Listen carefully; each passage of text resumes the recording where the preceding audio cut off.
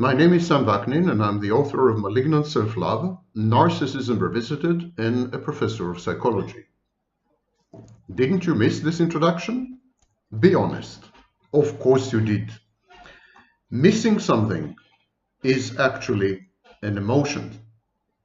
But emotions are composites, and we often confuse emotions with moods, states of mind, cognitions. We often mislabel emotions. When I say that emotions are composites, it means that you can break them down to more basic emotions, or to emotions plus cognitions, or to other emotions plus states of mind. Consider, for example, anger. When you are angry, if you deconstruct your anger, you're likely to discover that you are angry because you feel helpless. You feel anxious, you're in panic, you feel afraid of something. These are the constituents of anger. When you put all of them together, you call it anger, but actually it's a kaleidoscope. It's a collage of other, more rudimentary, elementary particles of emotion. Emotional elementary particles. Consider, for example, shyness. Many processes, traits, and behaviors are mistaken for shyness. Paranoid ideation. People who are paranoid about the world, conspiracy-minded, or they are convinced that they are the butt and the target of malevolent attention. People with paranoid behaviors. People with referential ideation. They believe, or ideas of reference, they believe that other people are mocking them, gossiping about them, targeting them, talking about them behind their backs, etc. These kind of people are reticent. They are introverted. They are schizoid. They're avoidant. And they may appear to be shy, but actually they're paranoid. Consider, for example, anticipatory anxiety. The anxiety attendant upon catastrophizing. When you catastrophize, when you expect and predict the worst possible scenario, you develop anxiety. And this anxiety leads you to avoid the world, to shut yourself down and out and away, to isolate yourself, to become a hermit. If an observer were to look at you, if an observer were to monitor your behaviors and so on and so forth, when you have anticipatory anxiety, this observer might be misled into the conclusion that you're actually shy when you're not. Shyness is often mistaken, as I said.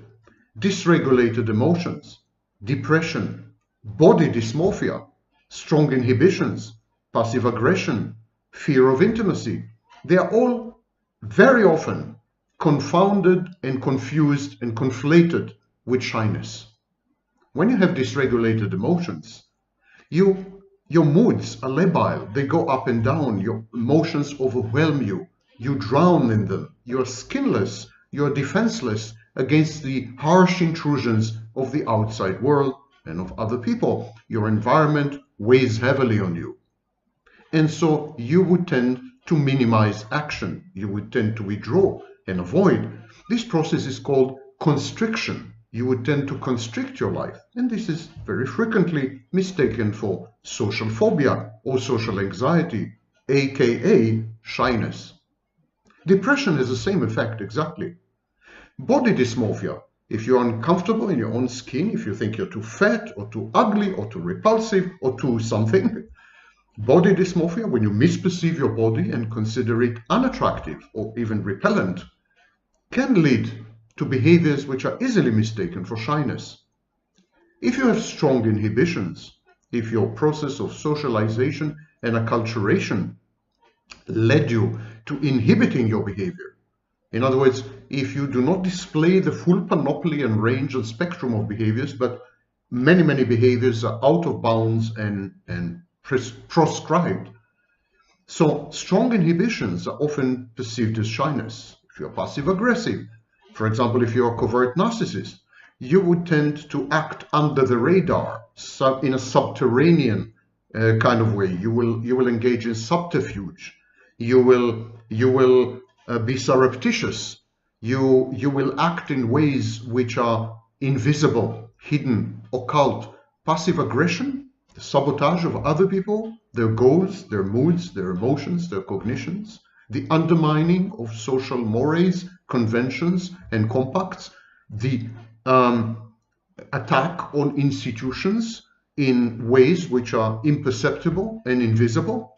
Passive aggression generally includes defiance, to some extent recklessness, and so on. Passive aggression is often perceived as shyness. And of course, fear of intimacy.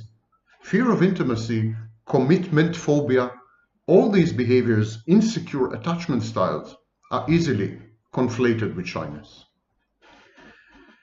One particular case is hypermasochistic psychosexuality.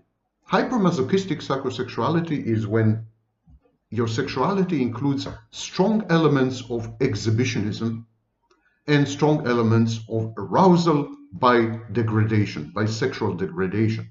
You would tend to place yourself in situations which are socially condemned, situations where you would be objectified, where you would be mistreated, where you would be by others, where you would be sexually trashed. And you would do this in full view of multiple people, or in full view of the camera.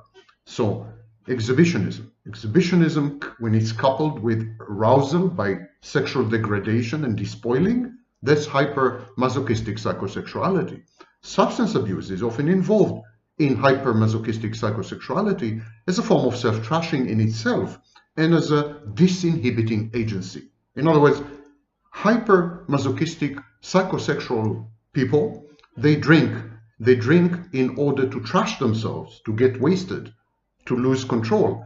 And also they drink in order to disinhibit themselves, to allow themselves to act in ways which they would never act when they are sober. But looking at it from the outside, sexually hypermasochistic people are easily perceived as actually shy, reticent, reluctant, afraid, anxious, depressed. They would tend to approach their own sexuality via the agency of alcohol or drugs so as to disinhibit themselves, so as to remove these barriers of shyness, these barriers of social anxiety and social phobia. But the real psychodynamic is that of hypermasochistic psychosexuality, not of shyness. Shyness is a kind of artifact. Actually, psychopaths can be shy. Psychopaths can be shy. Covert narcissists can be avoidant and self-effacing. They often are. False modesty, fake modesty. Both psychopaths and covert narcissists, both pathologies, sometimes present with vulnerabilities, fragility, brittleness, and with a schizoid core. The etiology of shyness in psychopathy and in covert narcissism has to do, as usual, with early childhood. Some children are rejected and ridiculed by parents, teachers, role models, and especially by peers. For example, children on the autism spectrum, children who suffer from social anxiety and phobia, children who have anxiety disorders and children who are depressed, who have depressive illnesses, children who are gifted or exceptional in some way, children who are deemed freaks and nerds by the environment, by the human environment. These children are likely to develop narcissistic and psychopathic defenses, traits, behaviors. Some of them devolve into conduct and oppositional defiant disorders. They become reckless, they become defiant, they become aggressive, they become impulsive. All these children, having been rejected by the human environment, develop a worldview. It's called a theory of mind or an internal working model. It's a worldview which incorporates a hostile, dangerous world. And so the psychopathic and narcissistic defenses are perceived as survival strategies by these children. They grow up to become full-fledged adult narcissists and psychopaths, but on the surface, they appear to be shy, inordinately shy. So you see, anger, shyness, Many of these composites emotions are easily mislabeled, easily conflated with other things, other psychodynamics, other internal processes, and consequently easily misdiagnosed or misinterpreted by observers, however disinterested and even trained they may be. Thank you for listening.